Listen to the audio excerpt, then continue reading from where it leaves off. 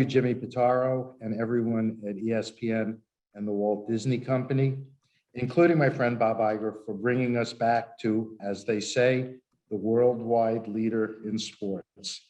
To be rejoining ESPN with this agreement that includes ABC, ESPN, ESPN Plus, and Hulu gives us an unprecedented array of platforms, and as important, makes us the beneficiaries of the incredible coverage and promotion that ESPN gives its other major sports. Some may forget that we've been working with Disney streaming services for the last 5 years, as DSS has been responsible for our digital rights, most notably NHL.tv. So we are very aware of their capabilities and are thrilled to be continuing the relationship with Michael Paul and his team as well. An interesting and compelling aspect of this new arrangement for our fans is that NHL.tv's 1,000 plus out-of-market games will now reside on ESPN Plus, so that fans can get our out-of-market package for less money and at the same time get all the other great content that ESPN Plus has. This package also contemplates a second package, which will make even more games available nationally, another plus for our fans. But most importantly, this is a transformative time in media, especially sports media. Our new partnership harnesses the power of the Walt Disney Company and its multitude of platforms. It puts us on the cutting edge of content distribution, a great linear package with all Stanley Cup final games in the package on ABC, and a consistent regular season schedule, as well as a forward-looking strategy focusing on the impact of streaming. This is a win-win-win. A win for ESPN and the Walt Disney Company, a win for the NHL, and most important, a win for fans. We could not be more thrilled.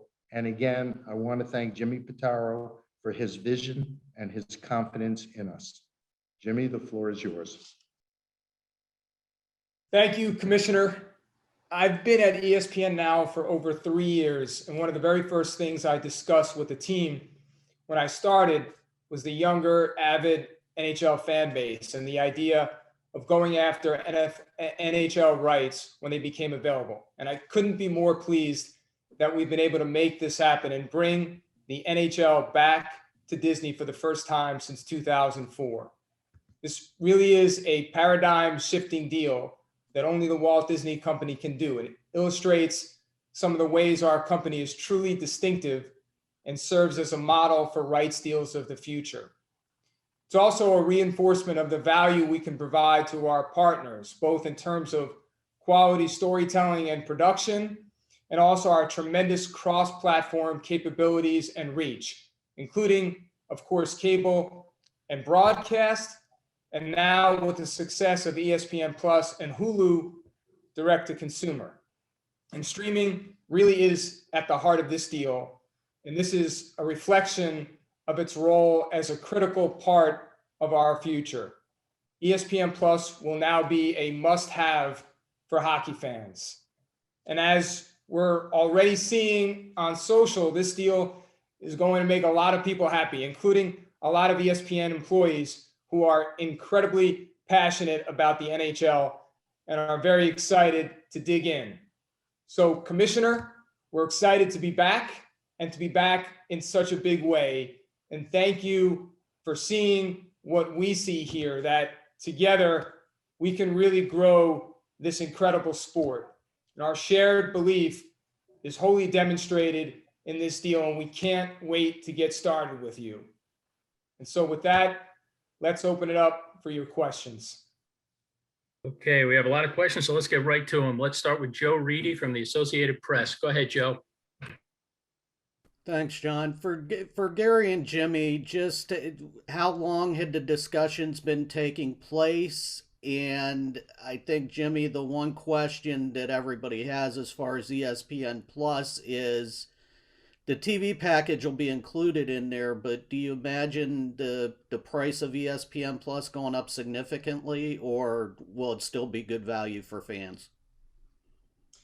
Gary, do you want to start with the first part of that question? No, you can go first. That's Yeah, fine. so look, Gary and I have been talking about this for quite some time, just at a very high level.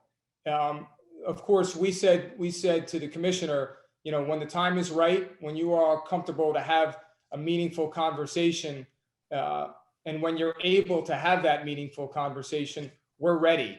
But again, going back to my opening comments, from when I first got to ESPN, we sat down as a leadership team and looked at the data and looked at the demos. And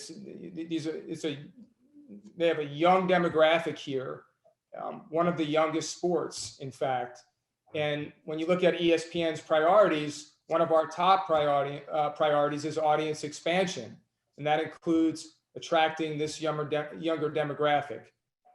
So again, we said to the league, the ball's in your court. You let us know when you're ready to have the conversation. But once we did start to have a meaningful conversation, it happened very quickly.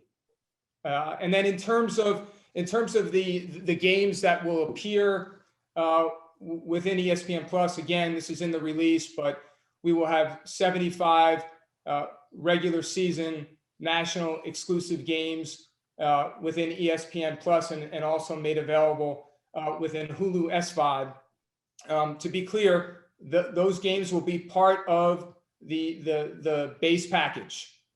So if you're a subscriber to ESPN Plus, you will have access to these 75 exclusive regular season national games, and you will also have access to 1,000+ games that previously were part of the NHL.TV package. What I'll add is when Jimmy first took over at ESPN, we were getting acquainted, and at 30,000 feet, it was at some point, wouldn't it be great to get together? And I would say things really heated up over the last 2 months. And since we were now creating a new package, it was incumbent upon our respective teams to really work out the details. And I think both teams did an incredible job of bringing us to this point. It was easier for Jimmy and I. We got to do the higher level, here are the deal points, and the other 1,000 deal points our teams worked out.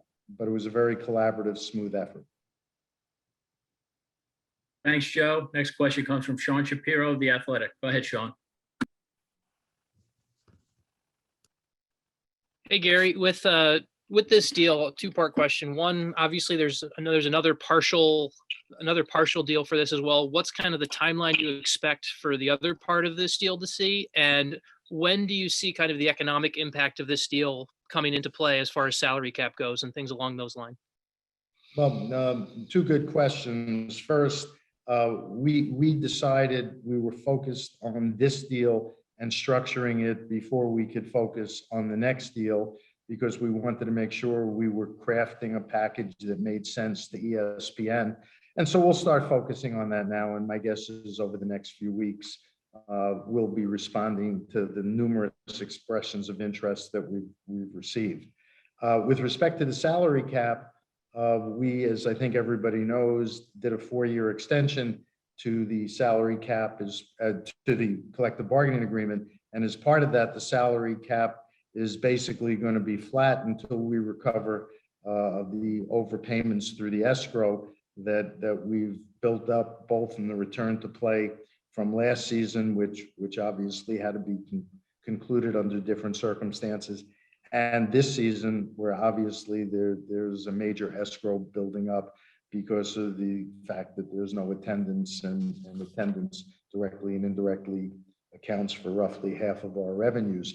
So I think everybody is basically focusing on a flat cap or a near flat cap for the immediate future. Thanks, Sean. Next question comes from Nick Kotzanika of NHL.com. Go ahead, Nick. Jimmy, I was wondering if you could expound on what you said about the younger demographic. I assume the NHL is valuable to you because you have a young, tech-savvy audience that would gravitate towards streaming And now that grows your audience already that you already have for ESPN Plus and Hulu. And for Gary, how does being on ESPN plus all these other platforms help grow the league and its audience, just being in different places in different ways?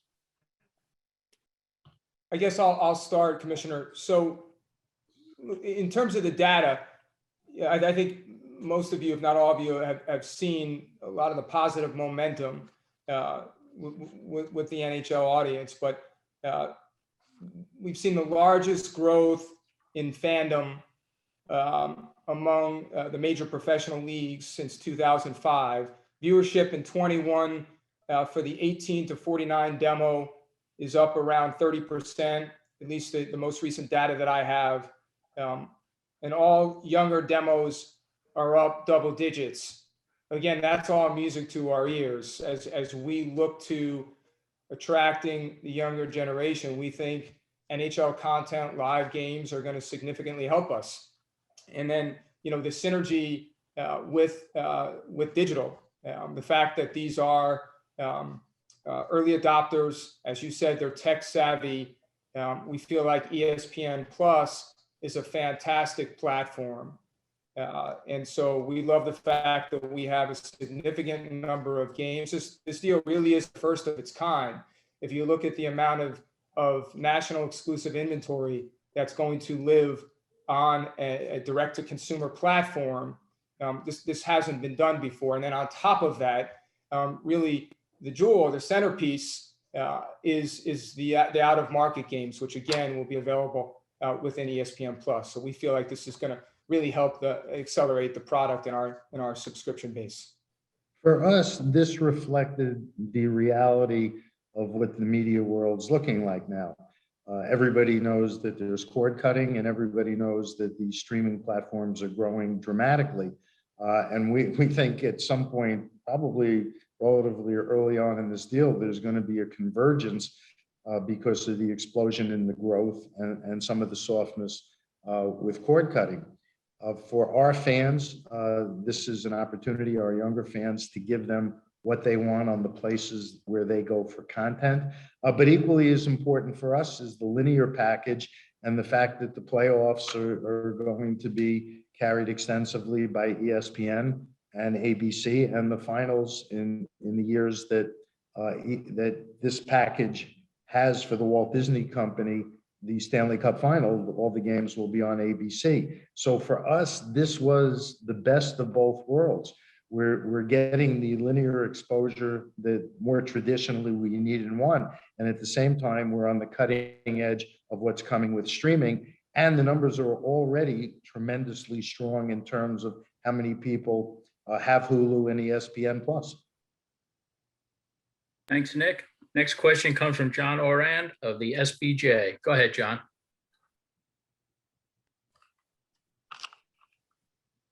I have a question for Jimmy. I was expecting the ESPN Plus aspect here. You haven't really done any deals that negate ESPN Plus. The Hulu was a bit of a surprise. Can you talk at all about the overall strategy with Hulu as it pertains to sports programming? Yeah, look, John, you know this. Our mission is to serve the sports fan anytime, anywhere. And that means across platforms. And Hulu's a fantastic platform. It's my service provider here in Westport, Connecticut, Hulu plus live TV. I'm a huge fan of the product. And our job at ESPN is to provide access to ESPN content. And Hulu at over 39 million subscribers when last announced is a fantastic way for us to expand our reach and give our fans more ways to access our content. So again, so that everyone understands what we're really talking about here, those 75 games, those exclusive national games that are being made available starting next season on ESPN Plus will also be made available to Hulu SVOD subscribers. And that's part of where our discussions really came together, because Jimmy was sensitive to the fact that we wanted to make sure that those games were being widely distributed. And so the combination of ESPN Plus and Hulu gives us tremendously broad distribution, approaching the level of some cable services now. And that's why we think over time, as they continue to grow, there's going to be a convergence in terms of how widely available our games are going to be. Yeah, and just to be clear, the games will be still produced by ESPN. They will be ESPN branded, but it's an opportunity for us to showcase Hulu as a powerful, growing, and really distinctive streaming product, and a way for us to deliver incredible content and, I would say, outstanding value to Hulu subscribers. Thanks, John. Next question comes from Neil Best of Newsday. Go ahead, Neil. This is for Gary. Given the focus on the streaming from this part of your package, when you sell the other half of it, will it be important to make sure there's a significant amount of linear games still as part of that package? There is significant linear in this package, particularly in the playoffs, and we will be working with the interested parties to try and craft the type of package that makes sense to them and to us. It's a collaborative process. We don't go to a media potential partner and say, this is what we demand. We try and work together to put together a package and a partnership that makes sense, which is exactly how this one came about. We'll go through the same process again with the rights that we've reserved. Obviously, the Walt Disney Company, ESPN, have the most extensive rights, but we've reserved enough to make a very attractive package, and we're flexible in terms of the platforms that we can put those games on. Thanks, Neil. Next question comes from Richard Deitch of Sportsnet. Go ahead, Richard. Thanks. This question is for Jimmy. Jimmy, where, understanding that there's still a lot of runway to go, where would you say you are in terms of a timeline regarding assigning and announcing key broadcast personnel, such as play-by-play broadcasters, studio hosts, on-ice reporters, et cetera? Yeah, thank you, Richard.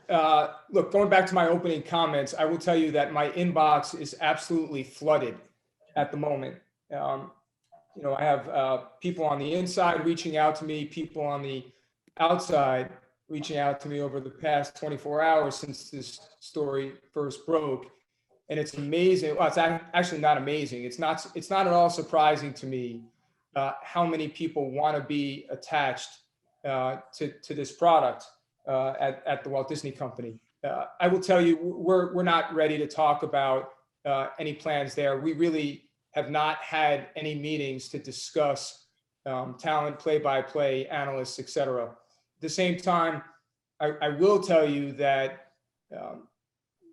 through this deal, you'll really see the power of the ESPN megaphone. So while we've, I think, done a fantastic job at covering the league and the game of hockey across our various programs like SportsCenter and Get Up, what you're going to see, Richard, is more studio programming specifically focused on the NHL.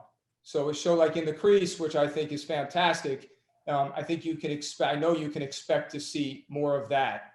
And so those meetings have already started in terms of studio programming. But to your main question, in terms of play-by-play, et cetera, we truly have not had any discussions yet on that. But what I will say, as I think you know as well as I do, we have some really talented, experienced people here already at ESPN that have a long history, a long positive history with the NHL.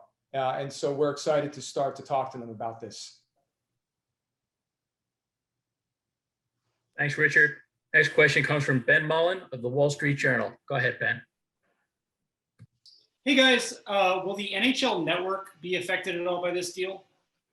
The NHL network, it currently was controlled through Disney streaming services. It's reverting back to us to operate, and we're going to continue to explore ways to increase its carriage. But the NHL network will still be in existence and will still carry its usual slate of games.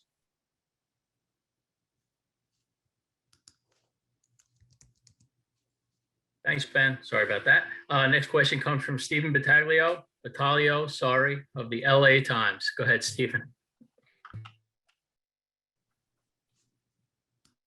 Thank you. Hi. A few questions. One, are you going to tell us what the value of this deal is on an annual basis?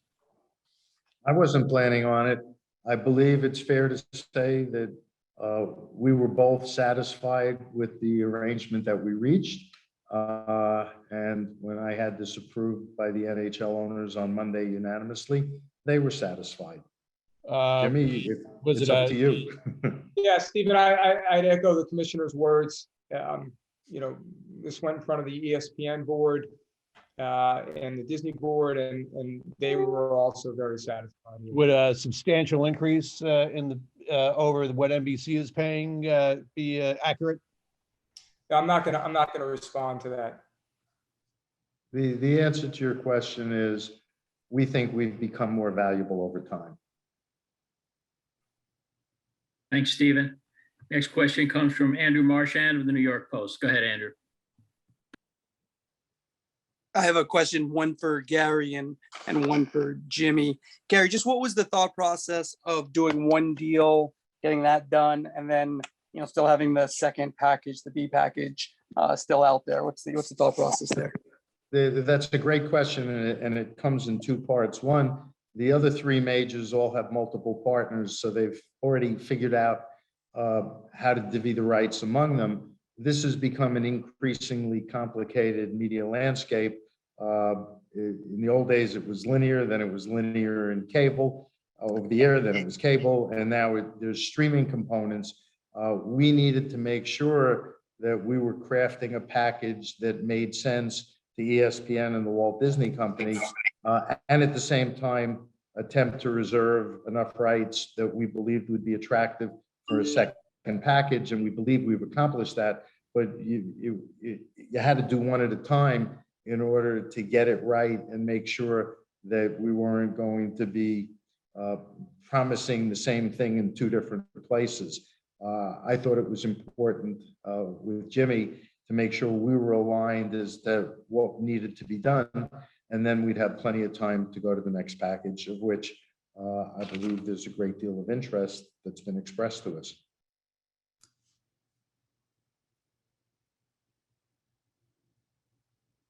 Thanks, Andrew.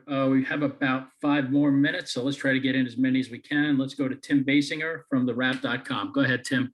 Just to be clear to Andrew, I think he said he had 2 questions, so we might want to get his second question when we have the opportunity. All right, I'm back. Thanks, Jimmy. So my second question was, it's kind of 2 parts. One's an easy. In terms of the 75 exclusive games for Plus and Hulu, can you pick any games? Like, is there any limitation in terms of what type of game you can pick, or how many games you can have of Rangers, Islanders, etc.? Yeah, we have a commissioner take that one. Well, as we do under the current arrangement, there are appearance limitations, and that's something that we have with our clubs. And so you're not going to just get one slate of clubs throughout the whole package. It'll be a mix of our teams, principally in terms of the attractiveness in the U.S. markets. There'll be U.S. matchups, but there will be some Canadian matchups as well, because we do have some exciting young stars and great teams in Canada. But you'll find at least one U.S. team, and generally 2 in the games that we're putting into this package. And then, Jimmy, how important is it in terms of being long tail with the regular season, so people stay with Plus? So if you only did the playoffs, for example, they might do it for 2 months and then cut it off How important is that in terms of your planning and having that tonnage? Yeah, look, you're 100% right. You know, the stickiness is incredibly important. Having this volume of games, again, as I said earlier, Andrew, having 1,000+ games. If you're a hockey fan, we believe that this is now a must-have package, and the fact that it's per the earlier question, it will be part of the base package for ESPN Plus. We're pretty optimistic here that people are going to, hockey fans, passionate fans, avid fans, casual fans are going to sign up for this product and stick with it. Hey, Tim, you're up. Hey guys, one for Jimmy, one for Gary. Jimmy, you know, as you guys have talked about, you know, viewing trends are evolving, you know, obviously streaming is becoming much more of a thing. Do you see maybe, you know, in the next couple of years or even 5-10 years from now that ESPN becomes primarily maybe a streaming focused company? And for Gary, you know, would you say maybe that, or do you think that the NHL was maybe, in terms of its popularity and its viewership, was negatively impacted by not being on ESPN for the past 17 years? Jimmy, Thanks, you can go first. Two things, Tim. First, I would say this deal is actually a reinforcement of our continued commitment to our core linear networks. If you look at the regular season games that will be made available exclusively across our linear networks, if you look at the fact that we're going to be sharing the postseason, we're going to have 4 out of the 7 Stanley Cup finals.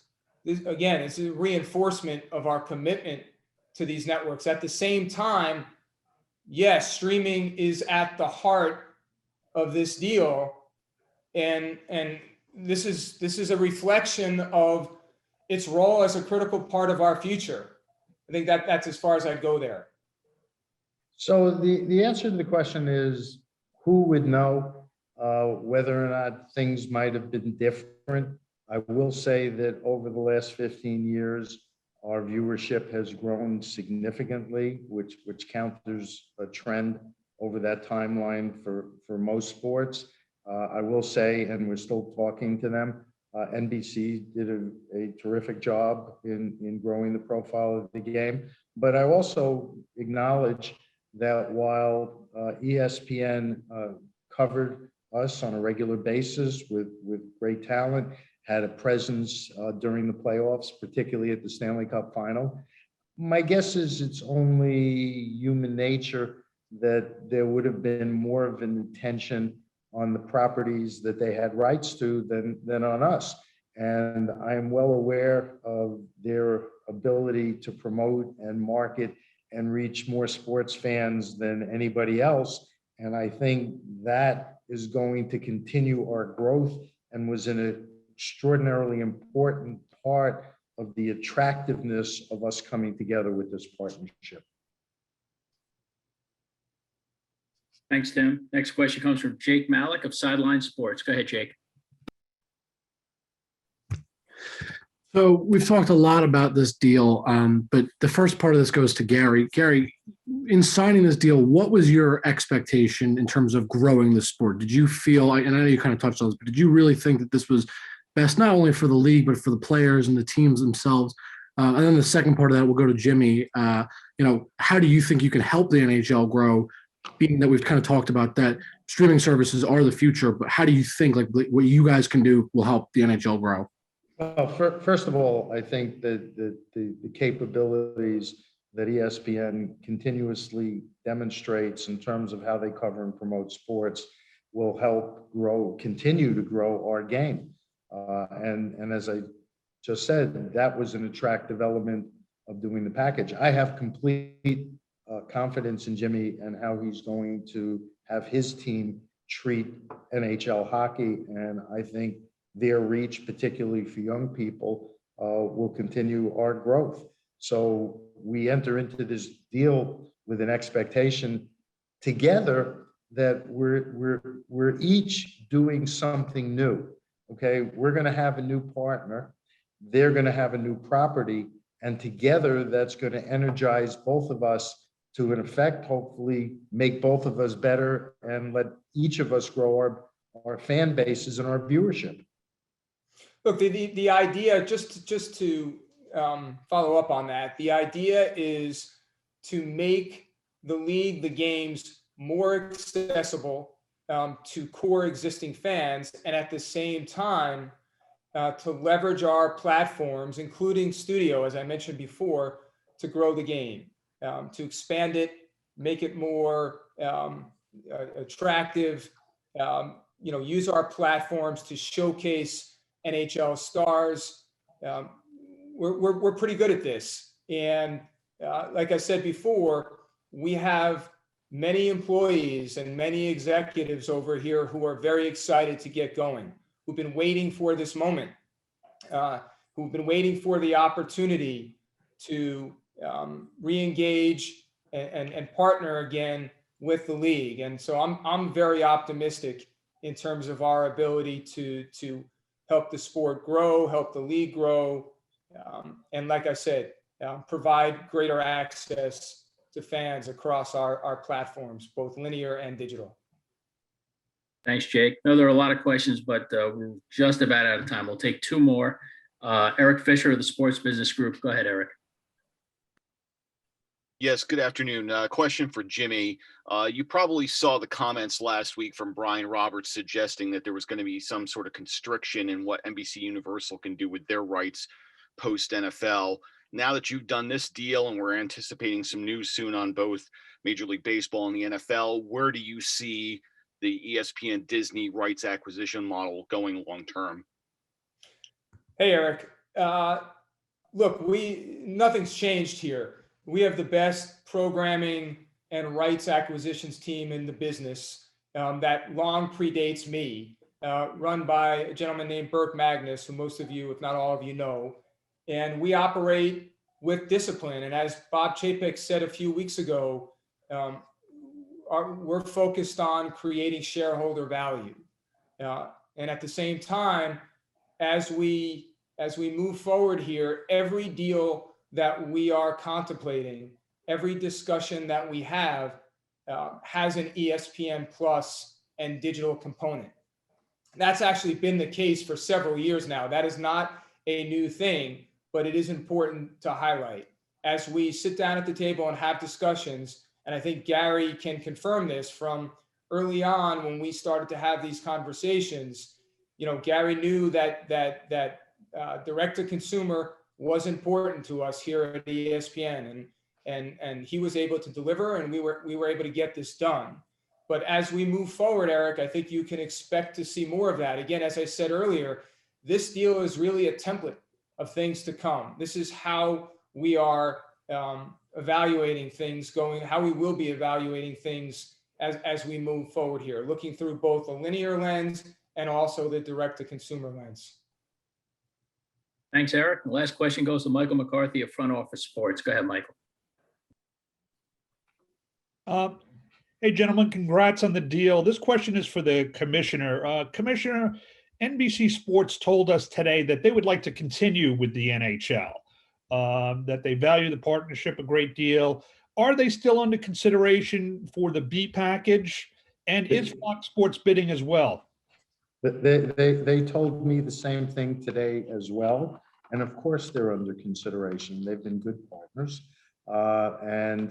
As we move forward, we're going to continue our dialogue with them and see if we can get it all together and continue what has been a very productive relationship for both of us. Well, thank you. Thanks, Jimmy. Thanks, Gary, for taking the time. Thanks, everybody, for joining us this afternoon, and we'll talk to you soon. So long. Thank you.